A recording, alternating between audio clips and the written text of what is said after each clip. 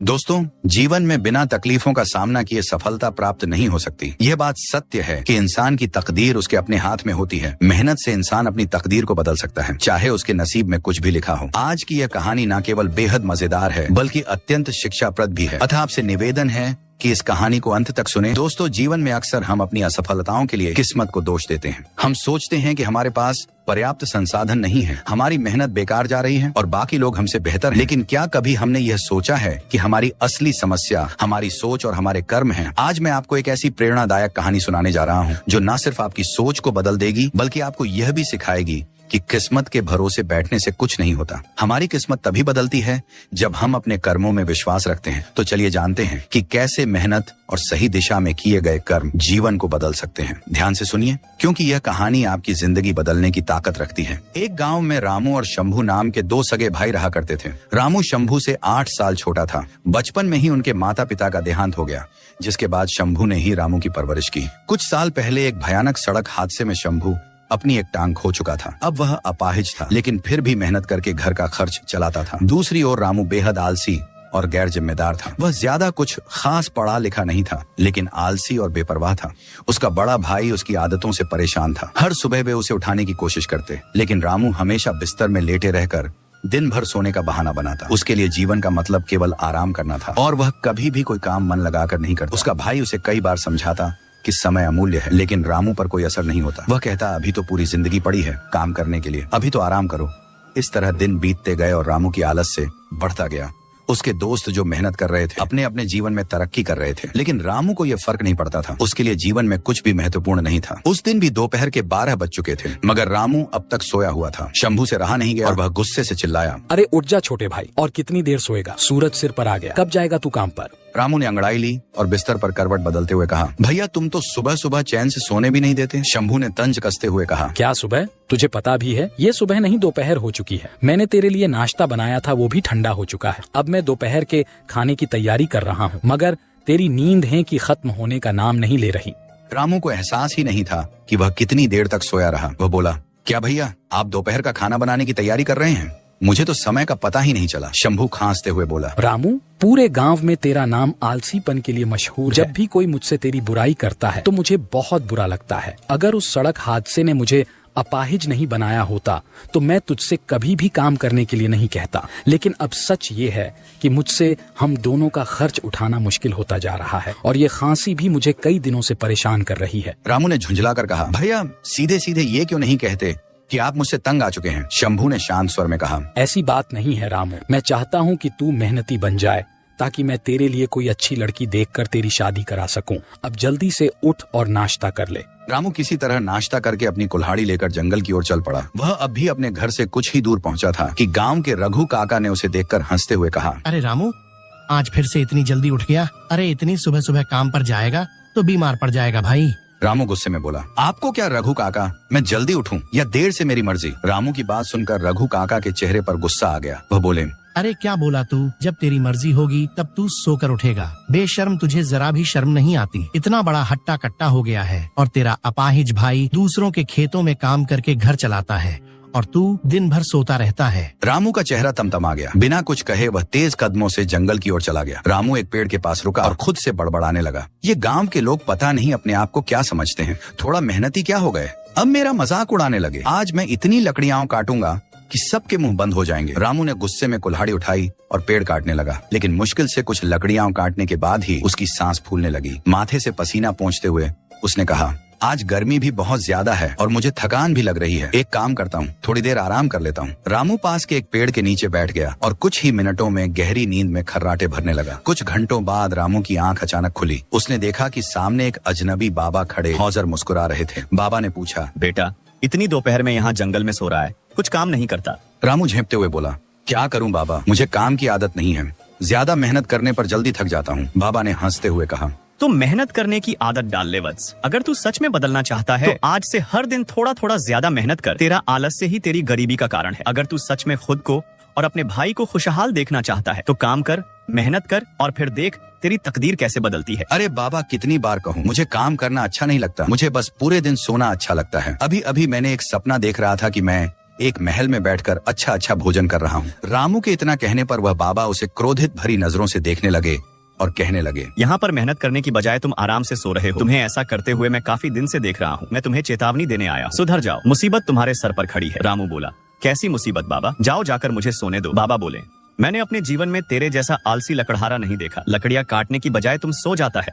अरे बाबा, आज मेरी कुल्हाड़ी खराब हो गई है, इस वजह से मैं सो गया। रामू ने इतना ही कहा था कि उस साधु बाबा ने अपना हाथ पीछे की ओर कर लिया। अचानक रामू ने देखा कि उस बाबा के हाथ में एक कुल्हाड़ी आ गई। बाबा ने वह कुल्हाड़ी रामू को देते हुए कहा, यह कुल्हाड़ी नई और बहुत अच्छी है, इससे लकड़ियां जल्दी कटेगी। रामू बोला, जाओ बाबा, नहीं चाहिए मुझे आपकी ये कुल्हाड़ी, मैं सिर्फ अपनी कुल्हाड़ी से ही लकड़ियां काटता हूँ। बाबा बोले, आलसी लकड़हारे, ये क्यों नहीं कहता कि तुझे काम नहीं करना है? मैं तो तुम्हें चेतावनी देने आया था, लेकिन अब लगता है कि तुझसे कुछ भी बात करना बेकार है। इतना कहकर साधु बाबा क्रोधित होकर वहाँ से चले गए और रामू आराम से वहाँ पर दोबारा सो गया। हर रोज की तरह उस शाम भी रामू कुछ लकड़ियां लेकर घर पहुंचा। उसे इतनी कम लकड़ियां लाते देख शंभू झुंझला कर बोला, रामू, ये क्या आज फिर इतनी कम लकड़ियां? रामू ने बहाना बनाते हुए कहा, भैया कुल्हाड़ी की धार कम हो गई थी, इसलिए ज्यादा लकड़ियां नहीं काट पाया। शंभू ने गहरी सांस लेते हुए कहा, रामू, तुम रोज कोई ना कोई बहाना बनाते हो, इतनी कम लकड़ियों से हमारा गुजारा कैसे होगा? रामू ने लापरवाही से कहा, कोई बात नहीं भैया, कल ज्यादा लकड़ियां काट लूंगा। इतना कहकर वह अंदर चला गया, खाना खाया और सो गया। अगले दिन रामू अपनी आदत के अनुसार दोपहर में ही उठा। वह हमेशा की तरह जंगल जाने के बजाय पास के एक पेड़ के नीचे जाकर सो गया। यह सिलसिला कई दिनों तक चलता रहा। इस बीच शंभू की खांसी बढ़ती गई। अब वह रात को भी बुरी तरह से खांसने लगा था। एक सुबह जब रामू उठा तो उसने देखा कि शंभू अभी भी बिस्तर पर सो रहा था। रामू ने हैरानी से कहा, भैया आप हमेशा मुझे जल्दी उठने के लिए कहते हो, लेकिन आज आप खुद अब तक सोए हुए हो,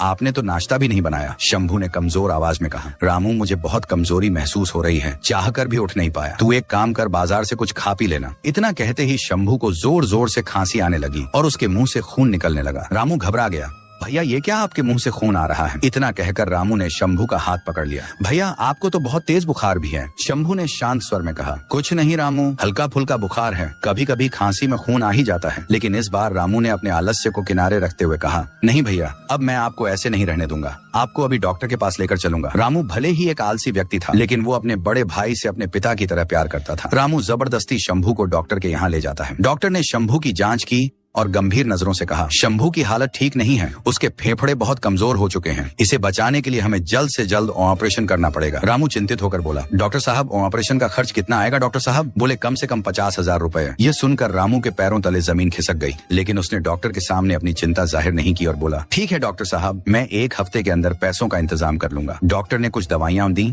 और कहा कि इससे कुछ समय तक आराम मिल जाएगा। रामू अपने भाई को घर ले आया। अब उसे अपने आलसी स्वभाव पर बहुत गुस्सा आ रहा था। रामू ने तुरंत गांव के मुखिया के घर का रुख किया। मुखिया ने उसे देखकर हैरानी से पूछा, अरे रामू, आज सुबह सुबह मेरे घर कैसे आना हुआ? कहीं सूरज पश्चिम से तो नहीं निकल आया? रामू हाथ जोड़कर बोला, मुखिया जी, मेरे बड़े भाई की तबीयत बहुत खराब है, मुझे 50,000 रुपये की सख्त जरूरत है, मैं बदले में कोई भी काम करने के लिए तैयार हूँ। मुखिया ने हंसते हुए कहा, अरे रामू, तुझसे काम करवाना जो खुद के लिए लकड़ियां नहीं काट सकता, वह मेहनत का काम क्या करेगा? मुझे माफ कर, मैं तुझे पैसे नहीं दे सकता। रामू निराश होकर वहां से चला गया और रघु काका के पास पहुंचा। रघु काका के पास बहुत सारी खेती थी। रामू ने उनसे मदद की, गुहार लगाई, रघु काका, मेरे भाई की जान बचाने के लिए मुझे 50,000 रुपये चाहिए। आप जितने साल चाहें मैं आपके खेतों में मेहनत से काम करूंगा। रघु काका ने ठाका लगाते हुए कहा, अरे रामू, तेरा आलसीपन तो सिर्फ इस गांव में ही नहीं बल्कि दूसरे गांवों में भी मशहूर है। तू खेतों में क्या खाक काम करेगा? चल भाग यहाँ से। रामू उदास और रोता हुआ जंगल पहुंचा और एक बड़े पेड़ के पास जाकर लकड़ियां काटने लगा। उसने बिना रुके 4 घंटे तक लगातार मेहनत की। वह खुद से कहने लगा, काश मैंने पहले ही मेहनत करनी सीख ली होती तो आज मुझे किसी के सामने हाथ फैलाने की जरूरत नहीं पड़ती। भैया सही कहते थे कि मेरा यह आलस्य मुझे एक दिन बहुत बड़ी मुसीबत में फंसा देगा। तभी रामू के कानों में उसी साधु बाबा की आवाज सुनाई दी। उसने देखा कि वही साधु बाबा उसके पास आकर बोले, मैंने तुझसे कहा था ना कि मुसीबत तेरे सिर पर मंडरा रही है, लेकिन तूने मेरी बातों को मजाक में उड़ा दिया। रामू ने सिर झुकाकर जवाब दिया, आप सही कह रहे थे बाबा, मैं सच में बहुत बड़ी मुसीबत में फंस गया हूँ। मेरे भैया की तबीयत खराब है। डॉक्टर ने 50,000 रुपये का इंतजाम करने को कहा है। मैंने हर गांव में मदद मांगी, लेकिन किसी ने मेरी सहायता नहीं की। इस दुनिया में कोई बेवजह मदद नहीं करता। साधु बाबा ने गहरी सांस लेते हुए कहा, लोगों ने तेरी मदद इसलिए नहीं की क्योंकि तू एक आलसी व्यक्ति है। वे डरते हैं कि कहीं उनके पैसे फंस न जाएं। अब अगर तू मेहनत की बात करेगा तो लोग मजाक ही उड़ाएंगे। रामू ने दुखी होकर कहा, आपने बिल्कुल सही कहा बाबा, लेकिन अब मैं क्या करूं? अब मैं वाकई बदल गया हूं। मेरे भैया ने मुझे कभी माँ और पिताजी की कमी महसूस नहीं होने दी और मैं निकम्मा भाई उनके इलाज तक का इंतजाम नहीं कर पा रहा। इतना कहकर रोते हुए रामू ने फिर से लकड़ियां काटनी शुरू कर दी। साधु बाबा ने देखा कि रामू अब बिना रुके मेहनत कर रहा था। साधु बाबा के चेहरे पर रहस्यमय मुस्कान आ गई। उन्होंने अपना हाथ पीछे किया और उसमें एक चमचमाती कुल्हाड़ी आ गई। उन्होंने कहा, यह लो, इससे लकड़ियां काट। रामू ने कहा, यह क्या फर्क पड़ता है? साधु बाबा मुस्कुराए और बोले, यह तुझे कुछ समय बाद समझ आएगा। रामू ने कुल्हाड़ी ले ली और साधु मुस्कुराते हुए वहां से चले गए। जब रामू ने उस कुल्हाड़ी से लकड़ी काटी तो वह हैरान रह गया। हल्के से वार करने पर ही लकड़ी के 2 टुकड़े हो जाते थे। उसने सोचा, वाह, यह कुल्हाड़ी तो कमाल की है। अब तो मैं जल्दी जल्दी लकड़ियां काटकर बेच सकता हूं। उस दिन रामू ने बहुत लकड़ियां काटी और उन्हें बेचने बाजार गया। उसे 5,000 रुपये की आमदनी हुई। उसने सोचा, अगर मैं इसी तरह मेहनत करूं तो कुछ ही दिनों में 50,000 रुपये इकट्ठे कर लूंगा। अगले दिन रामू सुबह 6 बजे ही जंगल पहुंच गया। उसने ठान लिया था कि अब वह और भी अधिक मेहनत करेगा। दिन भर लकड़ियां काटने के बाद वह उन्हें बाजार में बेच आया। उस दिन उसे 20,000 रुपये मिले। 3-4 दिनों के भीतर ही उसने 50,000 रुपये इकट्ठे कर लिए। रामू तुरंत अपने भैया को डॉक्टर के पास ले गया और पैसे देते हुए बोला, डॉक्टर साहब, ये पूरे 50,000 रुपए हैं। अब जल्दी से भैया का ऑपरेशन कर दीजिए। डॉक्टर ने मुस्कुराकर कहा, ये बहुत अच्छा किया रामू, अब तुम्हारे भैया जल्द ही स्वस्थ हो जाएंगे। और उन्होंने शंभू का ऑपरेशन करना शुरू कर दिया। कुछ ही दिनों में रामू का भाई ठीक हो गया। इस दौरान रामू ने और भी अधिक मेहनत करके पैसे कमा लिए थे। घर आकर भाई ने रामू से कहा, मेरे भाई की मेहनत और कमाई से आज मैं ठीक हुआ हूँ। इससे बड़ी खुशी मुझे कभी नहीं मिल सकती। रामू ने जवाब दिया, भैया, ये आप कैसी बात कर रहे हो? ये तो मेरा सौभाग्य है कि मैं आपके काम आ सका, और सच कहूं तो आपके समर्थन के बिना मैं कुछ भी नहीं कर पाता। भैया ने कहा, अब तुम मेहनती बन चुके हो तो शहर में एक अच्छी सी दुकान लेकर फर्नीचर का काम शुरू कर दो। रामू ने भैया की सलाह मानी और शहर में एक लकड़ी के फर्नीचर की दुकान खोल ली। लेकिन उसने लकड़ी काटना बंद नहीं किया। एक दिन जब वह जंगल में लकड़ियां काट रहा था तो वहीं साधु बाबा फिर से आ गए। रामू तुरंत उनके चरणों में गिर गया और बोला, बाबा, आपकी दी हुई कुल्हाड़ी के चमत्कार से मेरे घर की स्थिति सुधर गई। मेरे भैया का इलाज हो गया और मैंने फर्नीचर की दुकान भी खोल ली। साधु बाबा मुस्कुराते हुए बोले, ये सब इस कुल्हाड़ी का कमाल नहीं है रामू, ये कुल्हाड़ी सिर्फ एक साधन थी। असली कमाल तेरी मेहनत और लगन का था। आलसी आदमी के हाथ में चाहे कितनी भी दौलत क्यों ना हो, वह उसे कुछ ही दिनों में गंवा देगा। अगर तू पहले जैसा आलसी होता तो यह कुल्हाड़ी भी तेरे किसी काम की नहीं होती। रामू ने वह कुल्हाड़ी साधु बाबा को लौटाते हुए कहा, बाबा, अब मुझे इसकी जरूरत नहीं है। मैंने समझ लिया है कि मेहनत ही सफलता की कुंजी है। साधु बाबा मुस्कुराते हुए वहां से चले गए। रामू अब मेहनती और सफल व्यापारी बन चुका था। उसकी मेहनत से उसके परिवार की हालत बदल चुकी थी और अब वह दूसरों की भी मदद करने लगा था। दोस्तों, मेहनत का कोई विकल्प नहीं होता। अगर हम समय रहते जाग जाए तो हमें किसी के सामने हाथ फैलाने की जरूरत नहीं पड़ेगी। मेहनत से ही असली सफलता मिलती है। दोस्तों, आशा करता हूं कि इस कहानी से आपको बहुत कुछ सीखने को मिला होगा।